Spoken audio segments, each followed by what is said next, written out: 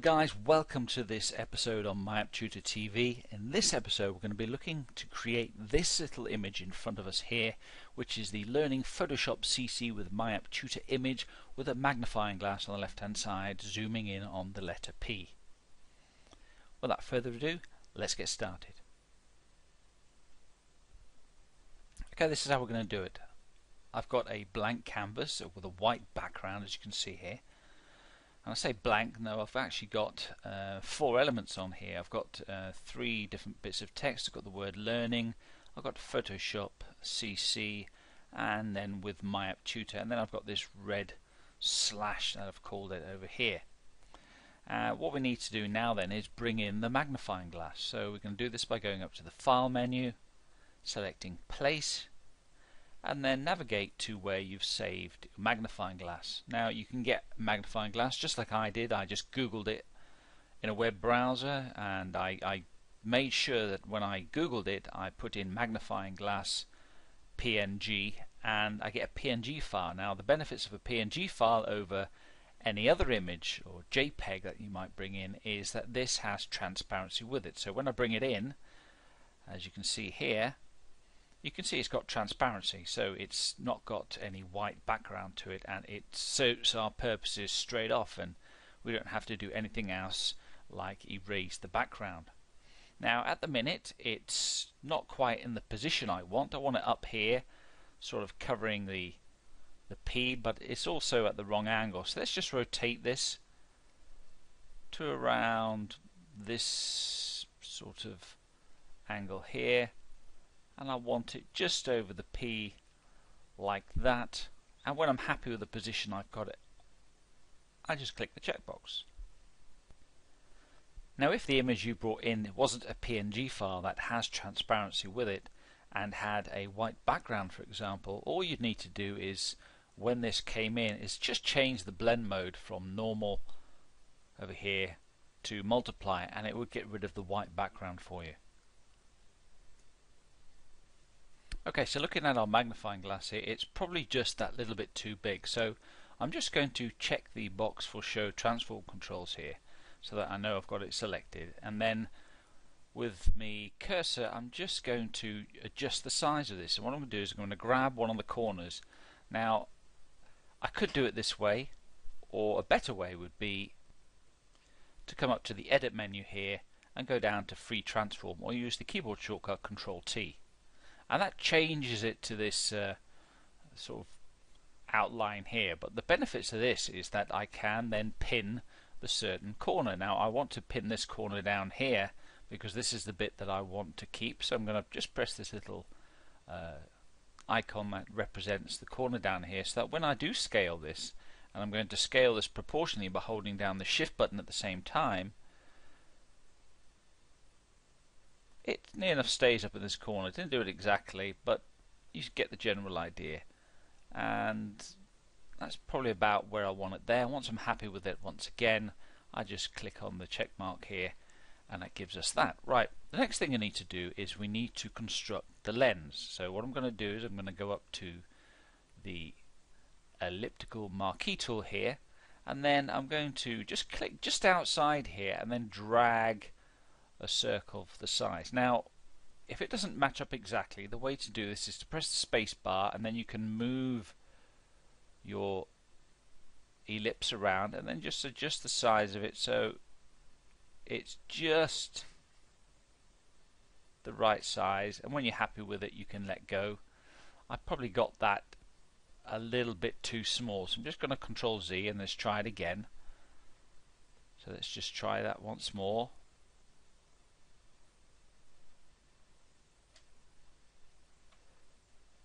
Just fiddle around with it till you get it perfect, and then I'm going to let go, and I might just need to nudge this over just a touch like so, and then I'm going to make a new layer. So I'm going to use the keyboard shortcut, which if you don't know it for a new layer is Control Shift N on the keyboard, which creates us a new layer, and we can just name this one lens, press enter, and it gives us a new layer up here. And then I want to fill that with black, so we press D on our keyboard, which gives us our default colors like so. and then using the keyboard shortcut Alt Backspace to fill that selection with the color black. I'm just going to zoom in here to make sure that it's filling the whole of our magnifying glass here, and as you can see, well, we want this to be behind, so we're going to just put the lens behind the magnifying glass here. Just make sure we got this the right size. Now you can see that I've not quite got this perfectly round, and it's longer on the side here and shorter on the inside. So what we can do is we can just get the free transform tool here, and let's just increase the size marginally from left to right. Once we're happy with that, just click it like so. The next thing we want to do is just to decrease the opacity in this to, I reckon about 10% should probably do us. Just enough to give us a sort of grey background, maybe a little bit more, just bump this up maybe 15%, maybe even 20%, just to give us that slight tinge of grey. Yeah, 20% looks good. The next thing I want to do is I want to add a drop shadow to the lens itself. So make sure you've got the lens bit selected here, and I'm going to show you two ways you can do this. And it depends on where you got your magnifying image from. If it was a PNG like I've got, well, this method here could well work for you. And that's just coming into drop shadow. I'll just move this aside here. Make sure you come down to the drop shadow bit here, and then we just want to ensure that we get the angle correct.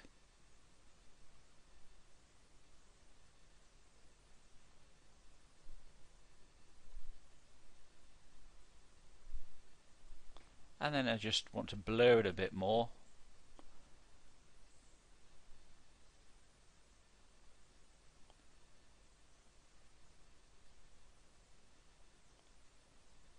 Like so. And it sort of gives you a credible result, but if I'm honest, it's not quite what I'm after. So I'm just going to Control Z to undo that. I'm going to show you a different method. What we're going to do is we're going to duplicate this layer. So we're going to press Alt and then drag it below the lens, which gives us a copy of it. And then I'm just going to make sure that I've got that selected, and then I'm going to use the keyboard shortcut Control Shift arrow. Let's just rename our layer before we do that. So let's just come in here and just call this shadow. And then I just want to nudge it down like I said. So with it selected, I'm going to use Control Shift down arrow, which will nudge it down twice, and then Control Shift right arrow to nudge it to the right twice. And then once that's selected, I'm going to blur that now by coming up to Filter, down to Gaussian Blur. I'm going to make sure that I've got Preview set up here, and then I just need to adjust this a suitable amount. I think 7 is a good amount to blur this, and then click OK. Now you will notice that the blur in here, because this is slightly grey, is colouring the text here the wrong sort of colour. So what we need to make sure is that that text element of Photoshop here is above the shadow here, like so. So it makes sure that it doesn't colour the shadow itself. Okay, the next thing to do is to magnify this area in here. So the first thing we need to do here is to make a selection of the text that we're going to enlarge, and it's essentially just the word Photoshop, because it's just the P that we're enlarging. So make sure you've got that text layer selected here, and then just come up to the rectangular marquee tool and then just make a selection of that area here like so. And then all we need to do is come up to the edit menu here, go down to copy, then we want to go to the lens layer itself here, and then with it selected you want to control click on the thumbnail itself, and that gives us a selection mask of that lens. So the next thing we need to do is paste that text that we copied over here earlier into that lens marquee. So let's go over to the edit menu here, go down to paste special and paste into, or you can see the keyboard shortcut here, Alt Shift Control V, and it pastes it in there. Next thing we need to do is adjust the size of that. So once again, come up to the edit menu, go to the free transform tool, and then we just need to increase the size of this here. I need to make sure I hold the shift down here to constrain this to the size we want, and then get this a reasonable size, not too large but enough to be magnifying. And once we're happy with that size, just click that OK. So let's just move this into place here. So I want to put it over here to that position there, I think. So the problems we've got is that perhaps this is a bit too large, so I'm just going to once again hold the shift button down and just change the size of this to a more appropriate size. Maybe that's still a little bit too big.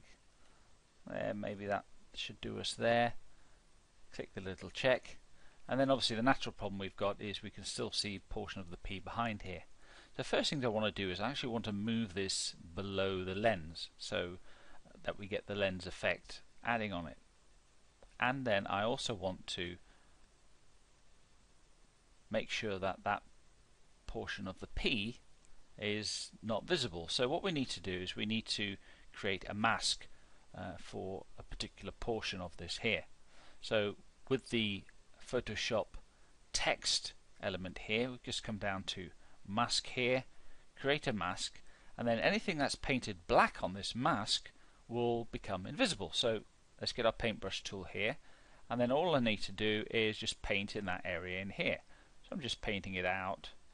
In fact, I want to make sure I've got a hard edge on this really, so I don't want it to feather in any way, like so.